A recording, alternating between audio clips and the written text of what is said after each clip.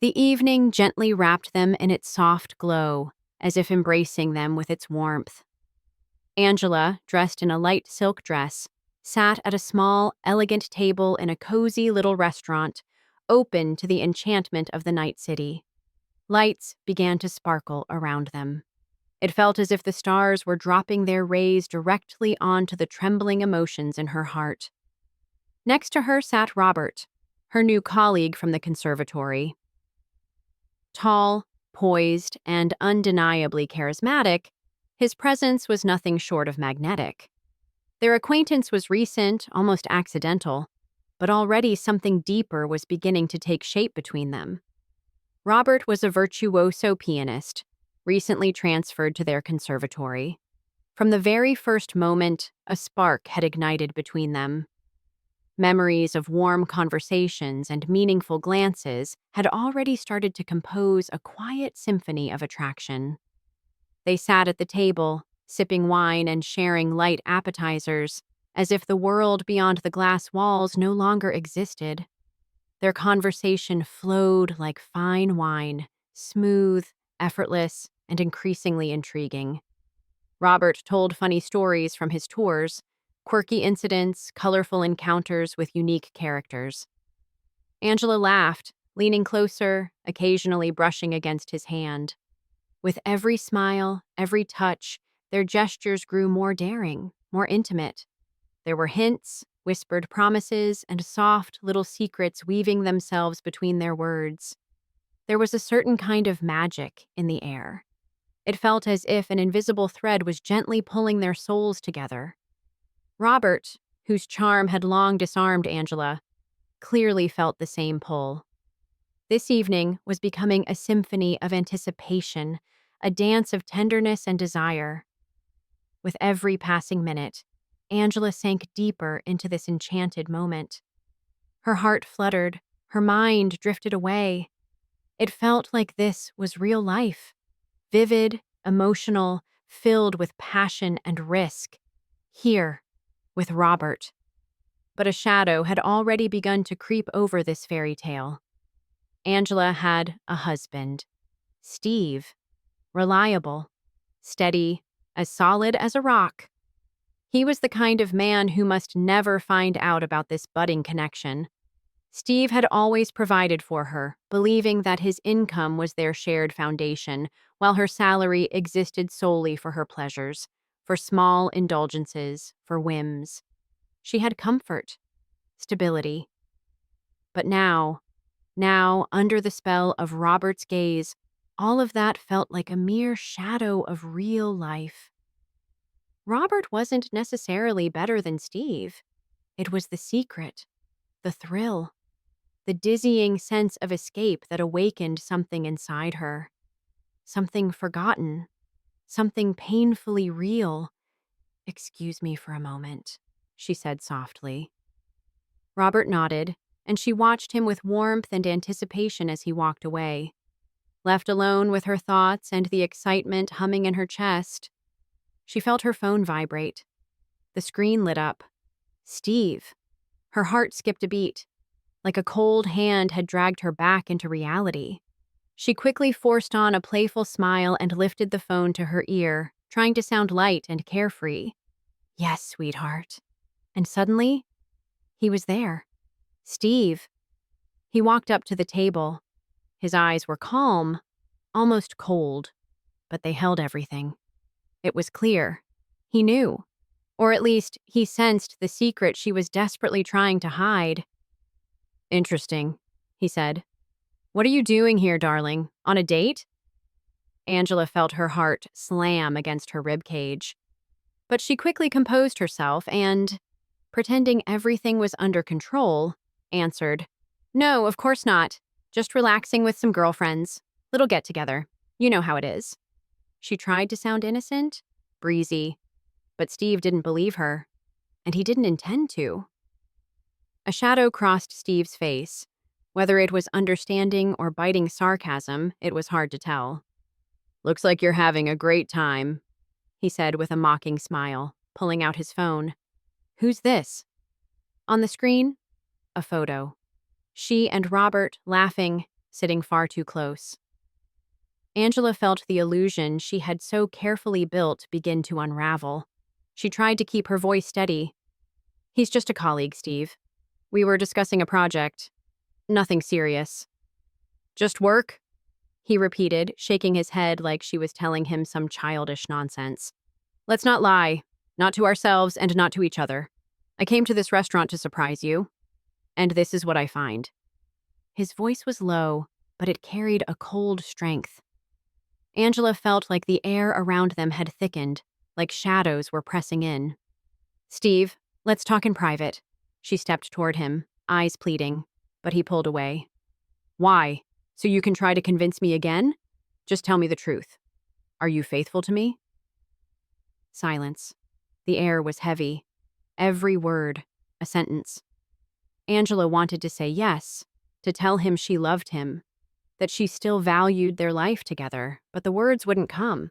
Steve, as if reading her thoughts, continued with a bitter smile. "If you love me, prove it. Steve, don't dramatize.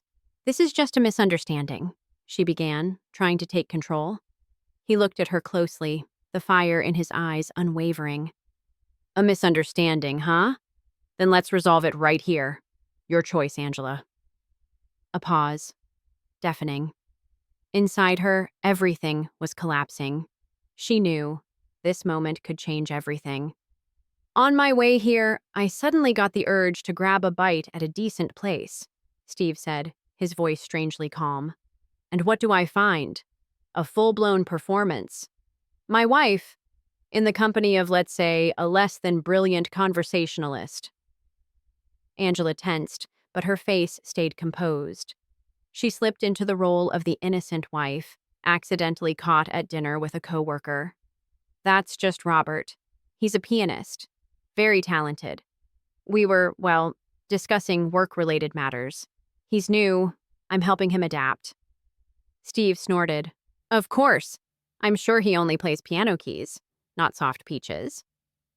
She held a pause, pretending not to understand the innuendo, then coolly replied, "Sweetheart, don't you think your paranoia is developing a rather vivid sexual undertone? Want me to recommend a good therapist?" "It's not paranoia," he smirked. "It's life experience. When one day, purely by chance, you walk in on a similar business meeting, very educational, actually." Angela pressed her lips together. "I see you didn't waste any time. Rushing over the moment something smelled fishy. That's not like you. You used to be more confident." "And you used to be a wife who didn't try to feed me lies," calmly retorted Steve. "And as we all know, too much sugar can cause indigestion." She gave a crooked smile and nodded toward his wine glass. "Then wash it down. Lying doesn't go well on a dry throat." Her voice trembled, but it held irony. Her eyes gleamed.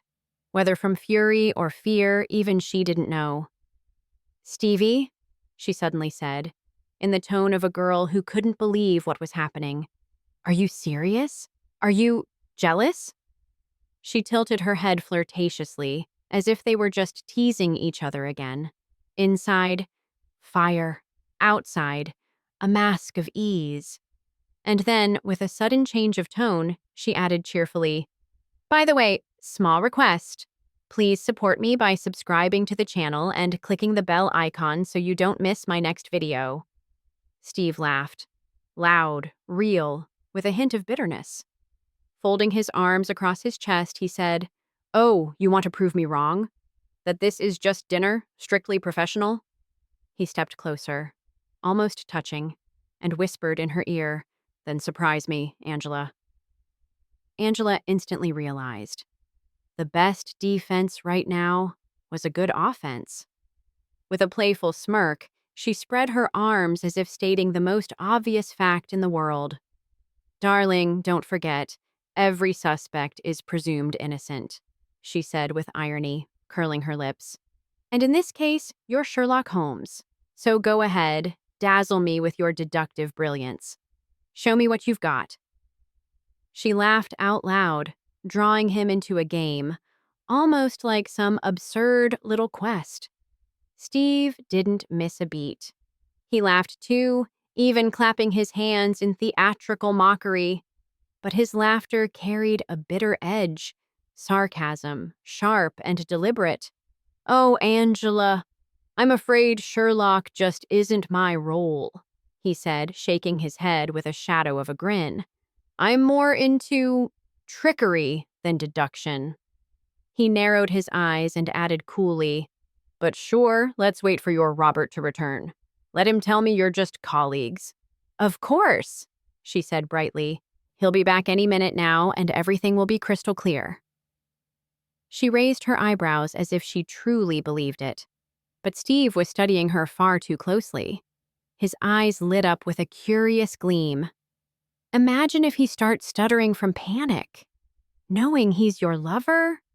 Angela waved a hand theatrically. "Oh, stop it, Steve. Robert's an honest guy. And besides, men love to brag, exaggerate things. It's just talk, silly locker room bravado." "Uh-huh," Steve drawled, feigning deep thought. "So Robert's a straightforward and decent guy, huh? Perfect." He paused. "Then maybe we don't have to wait for him at all?" Angela's smile faltered slightly. "Why not?" Steve slowly pulled out his phone, smiled.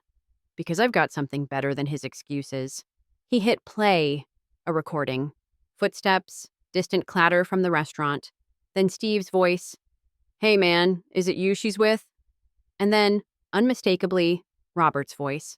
Confident, relaxed, a bit too relaxed.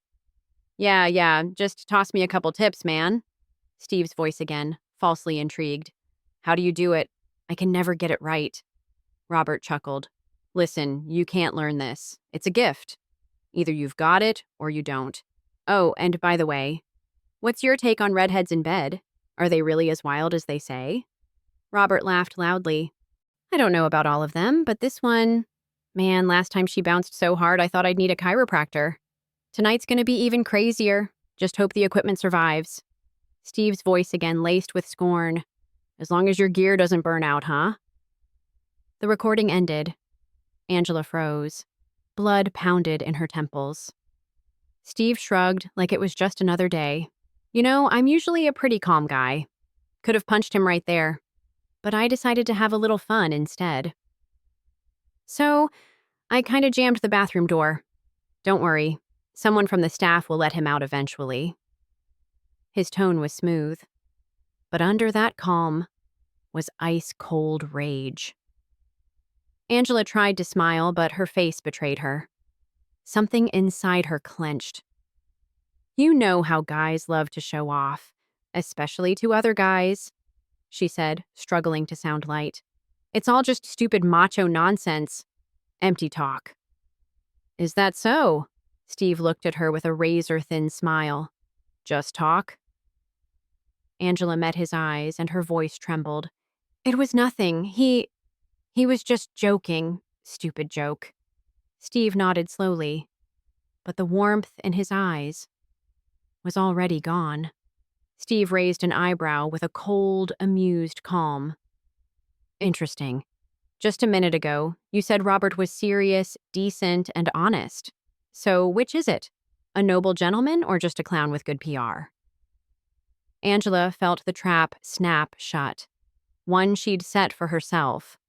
Words caught in her throat like lumps of air. She opened her mouth to try and wriggle out of the situation when, as if by some twisted stroke of fate, Robert appeared. He scanned the room, eyes searching for Angela. She spotted him first and grabbed the moment like a drowning person grabs a lifeline. "There he is," she said quickly, turning to Steve. "Now it'll all make sense." Robert didn't immediately recognize Steve. The corner was dimly lit. He walked over, frowning slightly, unaware of what he was walking into. "Angela, listen. Some idiot locked me in the bathroom," he muttered irritably. Angela forced a strained smile and gestured toward her husband. "Robert, meet my husband, Steve." She tried to sound calm, as if this was the most natural introduction in the world. One clear explanation, and everything would be fine. Then Robert's eyes met Steve's face. Steve smiled. Wide, almost friendly. Well, well, hello again. A cold sweat instantly broke out on Robert's forehead. He froze, like a deer in headlights, then stumbled through his words. Oh, one sec. I think my phone's ringing. His eyes darted around the room, desperate. Yeah, definitely. My phone. In my bag. I'll be right back. He spun around, bolted to his table, grabbed his bag, and practically ran toward the exit, nearly knocking over a waitress along the way. Incredible. Comedy of the year, Steve muttered, watching Robert disappear with open mockery. Angela stood frozen, unable to speak. Everything felt surreal, like a bad dream. Every word Steve said, every breath, seemed to echo in her ears. This was no longer under her control. Without missing a beat, Steve took out his phone, glanced at the screen, and said with lazy detachment, "Well, that was fun. Drinks, chat, a little theater. Now let's call it a night." He signaled to the waiter. Angela felt the tension building inside her, thick as fog. Her heart pounded in her chest. Everything inside screamed, "Leave, now." She rushed back to her table, grabbed her purse. The room felt suddenly too loud, movements too slow, like a movie in slow motion. The waiter brought the check. Angela, hands trembling, pulled out her bank card. The one Steve had once given her. The one he'd always generously refilled. He'd always been the giving husband. She swiped the card. A sharp beep, declined.